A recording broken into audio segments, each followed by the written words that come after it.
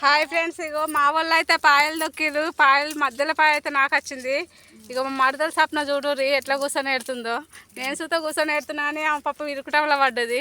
సప్న మీ అక్క చైనా నా 2 చేతులు ఎడుతున్నావు కదా, బక్కగా ఉన్నది. ఇగో 2 చేతులు ఎడుతుంది. అలా మధ్యలో ఇరికిందాట పాపం, బక్కగా ఉన్నది. నేను అయితే వెళ్ళకనే పోద్దా దాంట్లోకి వెళ్ళి. అబ్బా పిన్ని, గిల్లుడు పత్తి ఏడ బుద్ధి అయితే లేదు, ఒక పాట అన్నవాడు రాదు పిన్ని.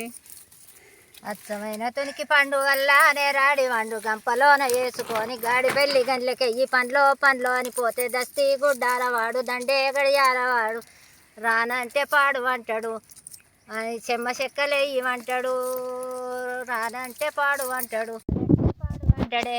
వీని తండ్రికి అయ్యకేరుగుతే చెమ్మ చెక్కలేయి అంటాడే. ఇక పాటలు అయితే పాడుకుంటే ఒకళ్ళ మనం అయితే ఒకళ్ళం ఎదురు తీసుకుంటున్నాం ఫ్రెండ్స్. మా దిక్కు అయితే ఇలా ఏడుతున్నాం, మీ సైడ్ అయితే ఇలా ఏడుతుర్రు. బాయ్ మరి అందరికీ. ఇంకా టైం అయితే అర్ధగంట టైం ఉంది మాకు ఇంటికి పోవడానికి. అది